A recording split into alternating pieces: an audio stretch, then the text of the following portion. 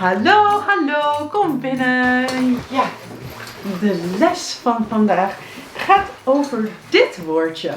Ja, het gaat over er. Maar niet zomaar.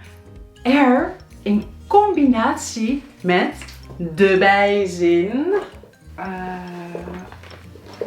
En met scheidbare en reflexieve werkwoorden.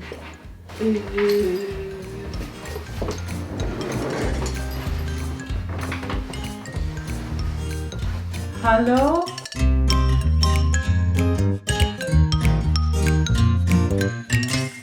Hallo allemaal, Dutchie Soepie. Na een heel lange tijd eindelijk weer eens een video over één van jullie favoriete onderwerpen.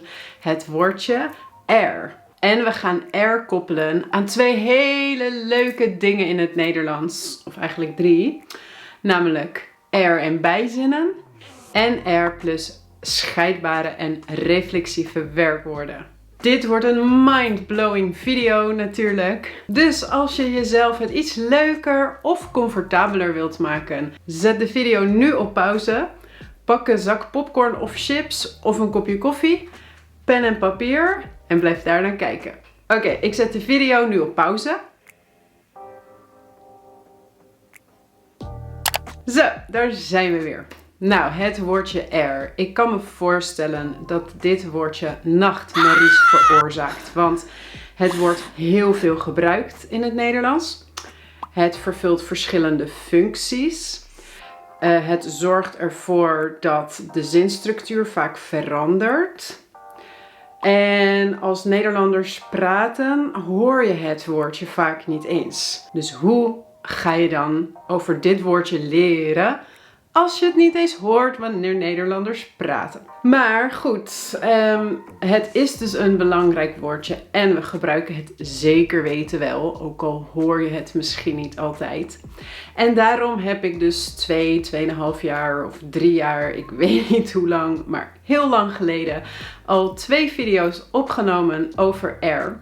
En in deze video spreek ik over de 3 verwijzende functies van er. En in deze video spreek ik over de 2 grammaticale functies van er. Dus in totaal heeft het woordje er 5 verschillende functies. Voordat ik zo meteen dus ga laten zien hoe dit principe helemaal werkt, wil ik jullie alvast erop attenderen dat ik een mini-cursus over er heb in mijn online school. Misschien wist je dat nog niet. Dus als er een lastig onderwerp is voor jou, waar je meer over wilt leren en waarmee je meer wilt oefenen, check dan de link in de beschrijving naar deze mini-cursus. De video van vandaag die hoort bij les 3 en ik zal deze les van vandaag, deze video met extra materialen ook toevoegen aan de Dutch for Higher Intermediates course. Hij stond er nog niet in, maar ik ga hem wel toevoegen. Ja, dus als je meer wilt leren, meer wilt oefenen, check de link in de beschrijving naar deze mini-cursus. Heel kort, voor elke functie even 1 voorbeeld om jullie geheugen weer op te frissen. 3 verwijzende functies. De eerste is er met een prepositie. Bijvoorbeeld, hou jij van dansen? Dan kun je antwoorden, ja, ik hou ervan. En er verwijst nu naar het zelfstandige naamwoord dansen. Het dansen. Ja, dat is de eerste. De tweede is er in combinatie met een hoeveelheid. Bijvoorbeeld, als ik vraag, hoeveel kinderen heb jij? Dan kun je antwoorden met, ik heb er 2. Als jij 2 kinderen hebt, dan vervang je het woord kinderen met er. Dus er verwijst terug naar dit object, de kinderen. Ik heb er 2. De derde verwijzende functie is voor een plaats. Bijvoorbeeld, ben je al in het restaurant? Dan kun je antwoorden, ja, ik ben er al. Ja, dus er verwijst naar in het restaurant. Ja, ik ben er al. Nou, dit zijn 3 verwijzende functies. Dan hebben we 2 grammaticale functies. En de eerste daarvan is dat er een onbepaald onderwerp kan introduceren. Een indefiniet subject. Bijvoorbeeld, er staat een kat voor de deur. Ja, dus een kat is een onbepaald onderwerp.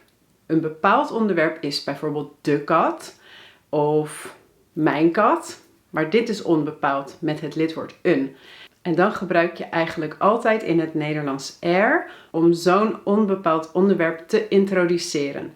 Er staat een kat voor de deur. En de laatste grammaticale functie van er is dat je het ook als subject of onderwerp van de zin kunt gebruiken in een passieve zin. Bijvoorbeeld, er wordt hier niet gerookt. Dit is een passieve zin. Er wordt hier niet gerookt. En er is hier het onderwerp.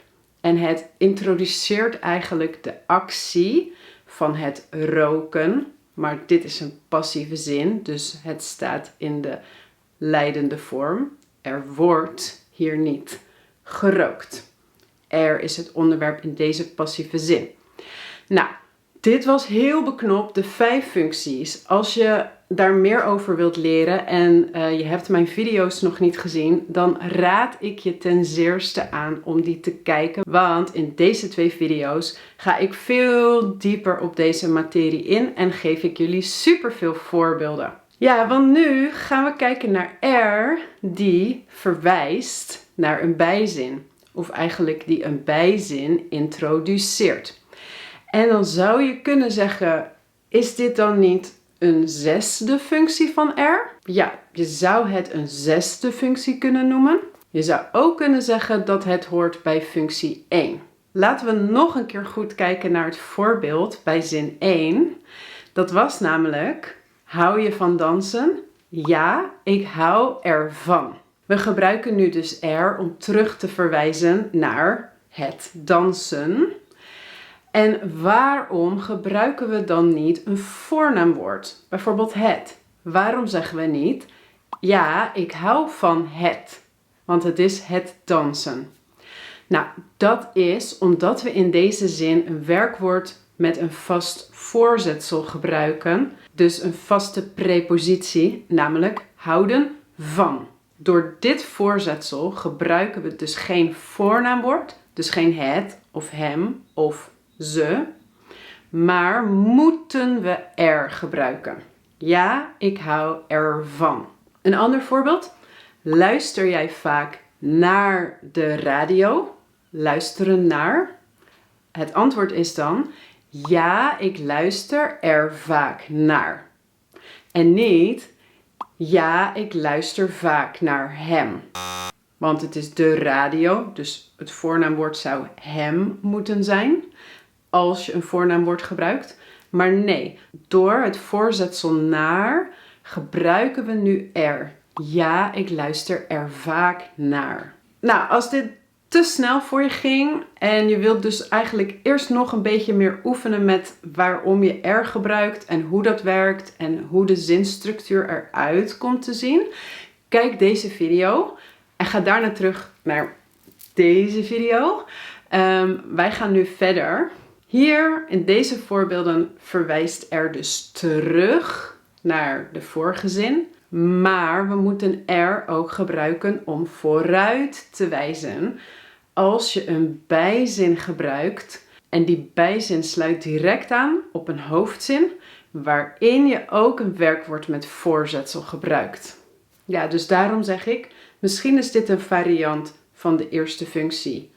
En we gaan nu kijken naar meer voorbeelden daarvan. Eerst weer een normale hoofdzin. Ik hou van dansen. Houden van. Ik hou van dansen. Of een andere hoofdzin. Ik hou van dansen op het strand. Ja, maar zodra we een bijzin eraan koppelen, bijvoorbeeld, ik hou ervan om op het strand te dansen, ja, dan zie je dus dat we hier weer er gebruiken. Ik hou ervan om op het strand te dansen. Ja, dus zin 1 en 2 zijn hoofdzinnen. Dan gebruik je alleen houden van. En in de derde hebben we dus een beknopte bijzin die wordt ingeleid met het woordje om. Ik hou ervan om op het strand te dansen. Oké, even weer een verwijzing naar een andere video. Als je namelijk nog niet goed weet wat nou precies een beknopte bijzin is met om, te plus infinitief, zoals hier om op het strand te dansen. Als je daar meer over wilt leren, kijk dan deze video. Ik hou ervan, dat is de hoofdzin, om op het strand te dansen, dat is de bijzin. Hier is dansen dus nu wel het werkwoord, de infinitief, te dansen. En in de eerste twee zinnen was dansen dus het zelfstandige naamwoord, het dansen. Is het ook mogelijk om er weg te laten? Kun je ook zeggen, ik hou van op het strand te dansen. Nee, dit is niet mogelijk. Er is niet optioneel. Er moet hier in de zin staan. Dus het kan niet om het weg te laten. Maar we gebruiken hier alleen er omdat we in de hoofdzin dus een werkwoord met prepositie gebruiken. Met voorzetsel, houden van. Want laten we kijken naar deze twee voorbeelden. Je kan hopen gebruiken zonder voorzetsel, zonder prepositie of met voorzetsel. Dus bijvoorbeeld, ik hoop dat ze snel naar huis mag. Ik hoop is de hoofdzin en de bijzin in de indirecte reden is dat ze weer snel naar huis mag. Als je meer wilt leren trouwens over de indirecte reden, kijk deze video. Ja? Oké. Maar je kan hier als je wilt ook zeggen hopen op. En dan is het ik hoop erop dat ze weer snel naar huis mag.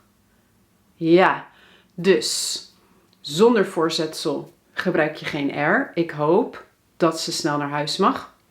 Met voorzetsel moet je er toevoegen. Ik hoop erop dat ze snel naar huis mag. Een ander voorbeeld, denken kan zonder voorzetsel of met het voorzetsel aan. Bijvoorbeeld, ik denk dat het steeds sneller wordt. Ja, dus ik denk is de hoofdzin. Dat het steeds sneller donker wordt is de bijzin. Maar je kan ook zeggen denken aan iets. En dan een ander voorbeeld. Ik moet er niet aan denken.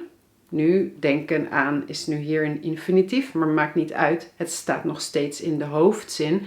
Ik moet er niet aan denken dat het steeds sneller donker wordt. We zien nu dat dus er weer is toegevoegd in de hoofdzin, omdat je een bijzin introduceert. En we moeten dus er gebruiken, omdat we ook denken aan in de zin hebben. Ja, en je ziet dat soms er aan het voorzetsel geplakt is. Bijvoorbeeld, ze hoopt erop dat ze snel naar huis mag. En soms staat er iets tussen er en het voorzetsel, zoals ik moet er niet aan denken. Als je wilt leren wanneer je ze dus aan elkaar plakt en wanneer ze uit elkaar gaan, kijk dan deze eerste video die ik over er heb gemaakt, want daarin leg ik dat uitgebreid uit. Ja, ik denk dat het principe wel duidelijk is. Je gebruikt dus er als je in de hoofdzin een werkwoord met prepositie gebruikt en er daarna een bijzin komt. Ik wil nu nog een stapje verder gaan, want veel werkwoorden die een vast voorzetsel bij zich hebben, dat zijn zelf scheidbare werkwoorden. En het eerste deel van dit scheidbare werkwoord is ook een voorzetsel. Bijvoorbeeld uitkijken naar. Ja, dus uitkijken. Het eerste deel van dit scheidbare werkwoord is ook een voorzetsel. Uit. Nadenken over. Het eerste deel van dit werkwoord is ook een voorzetsel, namelijk na. Hoe zien de zinnen eruit met deze twee voorzetsels? En met welk voorzetsel wordt er samengevoegd? In een hoofdzin kun je eigenlijk twee verschillende woordvolgordes hebben. Bijvoorbeeld, ik kijk uit naar de zomer of ik kijk naar de zomer uit. Dus uit, het eerste deel van het scheidbare werkwoord, kan op deze twee verschillende plekken staan. En dan het voorbeeld met nadenken. ik denk na over de zin van het leven. Of ik denk over de zin van het leven na. Je ziet dus ook dat na het eerste deel van het scheidbare werkwoord op deze 2 plekken kan staan.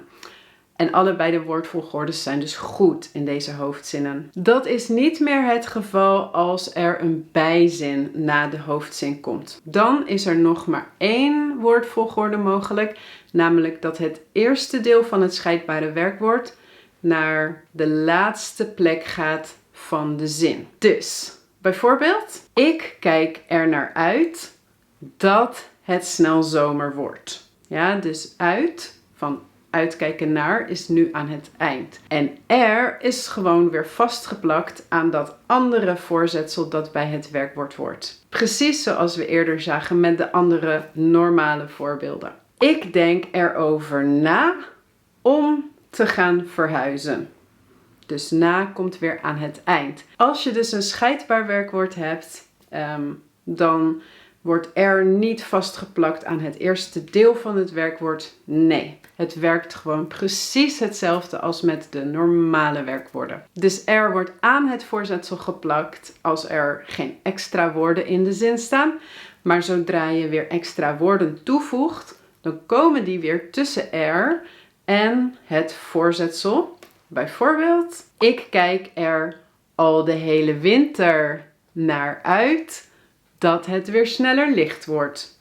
Dus al de hele winter komt tussen er en naar, ja. Of ik denk er al een hele tijd over na om te gaan verhuizen. Dus ook weer tussen er en over.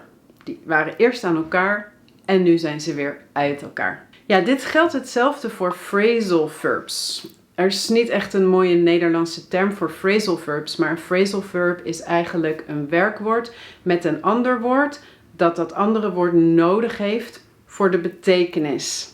Ja, dus een korte frase, een phrasal verb. Nou, eigenlijk technisch gezien zijn alle werkwoorden van vandaag phrasal verbs, omdat we steeds ook het voorzetsel nodig hebben bij het werkwoord. Ja, dus in die combinatie samen heeft het een betekenis. Maar wat ik nu bedoel met phrasal verbs is niet een voorzetsel, maar nog een extra element bij het werkwoord. Bijvoorbeeld een bijwoord extra of een zelfstandig naamwoord extra. Dat je dus echt een klein zinnetje hebt bijna en dat geeft dan de betekenis. Bijvoorbeeld een hekel hebben aan. Het is een soort synoniem voor haten. En je hebt het nodig. Een hekel, dus een zelfstandig naamwoord, hebben aan. Of een ander voorbeeld, bang zijn voor. Bang is een bijwoord plus het werkwoord zijn plus voor. Nou, laten we alleen even kijken naar een hekel hebben aan. En het woord een hekel komt tussen er en aan. Bijvoorbeeld, ik heb er een hekel aan als mensen met honden niet de hondenpoep op straat opruimen. Dus niet, ik heb eraan een hekel als... Nee, ik heb er komt direct na het werkwoord. Ik heb er een hekel aan als mensen met honden hun hondenpoep niet opruimen. Ja, dus er komt direct na het werkwoord. Maar wat als we nou een reflexief werkwoord hebben? Een wederkerend werkwoord. Wat is dat precies? Nou, dat is een werkwoord zoals bijvoorbeeld zich ergeren. Dan krijg je dus een wederkerend voornaamwoord, een reflexief pronomen. En dat wederkerende voornaamwoord komt eigenlijk direct na het werkwoord. Dus ik erger me aan hondenpoep op straat. Ja, dit is een normale hoofdzin. Ik erger me aan hondenpoep op straat. Maar nu met een bijzin erbij. Ik erger me eraan als mensen de hondenpoep op straat niet opruimen. Dus dit is een uitzondering dat er niet direct na het werkwoord komt, want er staat eerst nog een wederkerend voornaamwoord.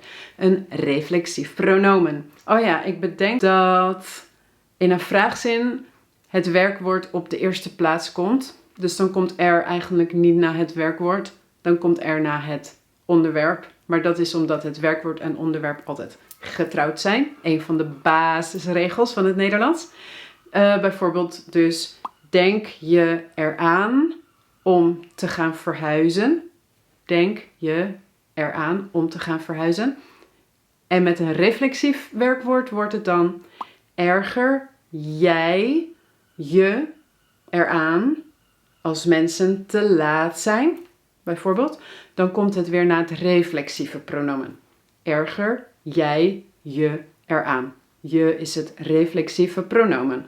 Het wederkerende voornaamwoord. Oh my god, wat een grammaticale termen allemaal.